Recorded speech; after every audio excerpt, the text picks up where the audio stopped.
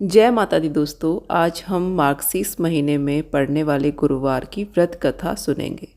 श्री महालक्ष्मी जी की व्रत कथा के श्रवण से और पठन करने से दुख दरिद्रता दूर हो जाती है। श्री महालक्ष्मी माता की कृपा से सुख संपत्ति ऐश्वर्य प्राप्त होता है। मन की जो भी इच्छा होती है वह पूर्ण होती है। कैलाश पर्वत पर पार्वती, क्षीर सागर में सिंधु कन्या, स्वर्गलोक में महालक्ष्मी, भूलोक में लक्ष्मी, ब्रह्मलोक में सावित्री, ग्वालों में राधिका, वृंदावन में रासेश्वरी, चंदनवन में चंद्रा, राजप्रसाद में राजलक्ष्मी और घर घर में गृहलक्ष्मी के नाम से पहचानी जाती हैं। इस तरह सर्वदा चारों ओर सर्वभूत में सुपरिचित माता श्री महालक्ष्मी की यह कथा है। अब हम कथा का श्रवण व पठन करेंगे। भारतवर्ष के सौराष्ट्र देश में द्वापर युग की यह कहानी हुई है। सौराष्ट्र में उस समय भद्रश्रवा नाम के राजा थे। वे बड़े पराक्रमी राजा थे। 4 वेद, 6 शास्त्र, 18 पुराणों का उन्हें ज्ञान था। उनकी रानी का नाम सुरतचंद्रिका था। रानी दिखने में सुंदर और सुलक्षणा थी तथा पतिव्रता थी। उन दोनों को 7 पुत्र तथा उसके बाद एक कन्या का वरदान मिला था। कन्या का नाम शांभाला था। एक बार महालक्ष्मी जी के मन में आया कि जाकर उस राजा के राजप्रसाद में रहें। इससे राजा को दुगनी धन दौलत की प्राप्ति होगी और वह इस धन दौलत से अपनी प्रजा को और भी अधिक सुख दे पाएगा। गरीब के यहाँ रहें और उसे धन दौलत प्राप्त हो तो वह तो सिर्फ अपने स्वार्थ के बारे में ही सोचेगा और उस धन को अपने ऊपर ही खर्च करेगा। यह सोचकर श्री महालक्ष्मी जी ने एक बूढ़ी ब्राह्मण स्त्री का रूप धारण किया। हाथ में लाठी लिए लाठी के सहारे रानी के द्वार पर के सामने आई। यद्यपि उन्होंने बूढ़ी औरत का रूप धारण किया था पर उनके चेहरे पर देवी का तेज था। उन्हें देखते ही एक दासी सामने आई। उसने इनका नाम, धाम, काम, धर्म पूछा। वृद्ध ब्राह्मणी का रूप धारित माता लक्ष्मी ने कहा, बालिके, मेरा नाम कमला है। मेरे पति का नाम भुवनेश है। हम द्वारिका में रहते हैं। तुम्हारी रानी पिछले जन्म में एक वैश्य की पत्नी थी। वह वैश्य गरीब था। दरिद्रता के कारण हर रोज घर में झगड़े होते थे तथा उनका पति रोज उसे मारता था। इन बातों से तंग आकर वह घर छोड़कर चली गई थी तथा जंगल में खाली पेट भटकने लगी। उसकी इस दुर्दशा पर मुझे दया आई। तब मैंने उसे सुख संपत्ति देने वाली श्री महालक्ष्मी की कथा सुनाई। मेरे कहने पर उसने श्री महालक्ष्मी का व्रत किया। श्री महालक्ष्मी प्रसन्न हुई। उसकी गरीबी दूर हुई। उसका घर संसार दौलत संपत्ति संतति से भर गया। बाद में पति पत्नी दोनों परलोक सिधारे। लक्ष्मी व्रत करने के कारण जितने सालों तक उन्होंने श्री महालक्ष्मी का व्रत किया उतने हजारों सालों तक उन्होंने लक्ष्मी लोक में सुख भोगा। और इस जन्म में भी उसका जन्म राजघराने में हुआ, परंतु वह श्री महालक्ष्मी का व्रत करना भूल गई है। उसे यह याद दिलाने मैं आई हूँ।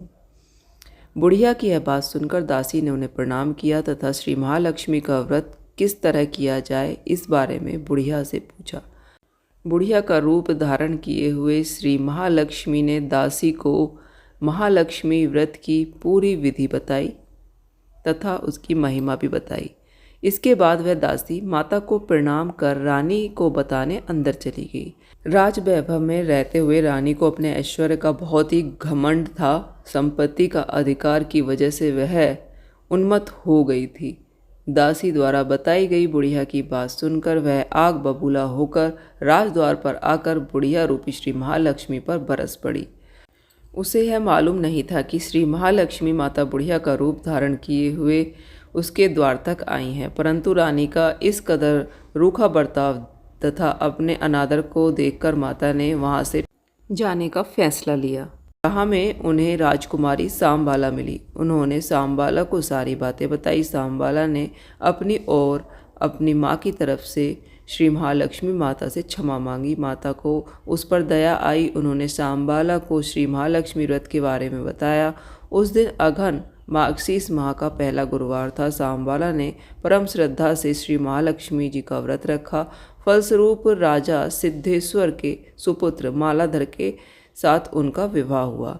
वह धन दौलत ऐश्वर्य वैभव से मालामाल हो गई। पति के साथ ससुराल में आनंद से दिन बिताने लगी। इधर महालक्ष्मी का रानी पर प्रकोप हुआ। फलस्वरूप राजा भद्रश्रवा का राज्य एवं राज कारोबार नष्ट हो गया।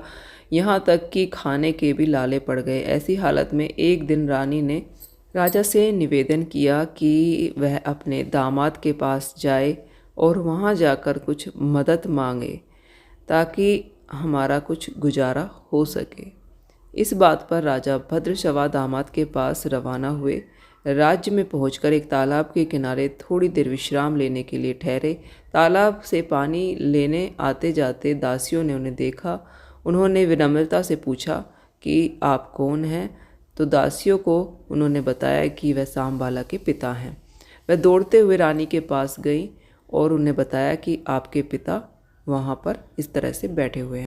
रानी ने दासी के हाथ राज परिधान भेजकर बड़े ठाठ से अपने पिता को स्वागत और आदर के साथ बुलाया, खान पान करवाया। जब वे लौटने लगे तो सोने की मोहरों से भरा हुआ घड़ा उन्हें दिया। राजा भद्रश्रवा जब वापस लौटे तो उन्हें देखकर रानी सूरत चंद्रिका खुश हो गई। उन्होंने सोने की मोहरों से भरे घड़े का मुंह खोल दिया, लेकिन घड़े में धन के बदले कोयले मिले। यह सब श्री महालक्ष्मी के प्रकोप से हुआ। इस प्रकार दुर्दशा में और कई दिन इसी तरह से बीत गए। इस बार रानी स्वयं अपनी कन्या के पास गई। वह दिन अघन माह का अंतिम गुरुवार था। श्यामबाला ने श्री महालक्ष्मी का व्रत किया, पूजा की, अपनी माता से भी व्रत करवाया। इसके बाद रानी अपने घर आ गई। श्री महालक्ष्मी का व्रत कर उसे फिर से अपना राजपाट, धन दौलत ऐश्वर्य प्राप्त हुआ। वह फिर से सुख शांति आनंद में जीवन बिताने लगी। कुछ दिनों बाद राजकन्या सांबाला अपने पिता के घर आई। रानी उससे बदला ले रही थी। उसे सारी पुरानी बातें याद आ गईं कि किस तरह से सांबाला ने कोयलों का घड़ा उनको दिया था। उसने उनका बिल्कुल भी आदर नहीं किया, बल्कि उसका बहुत ही अनादर हुआ।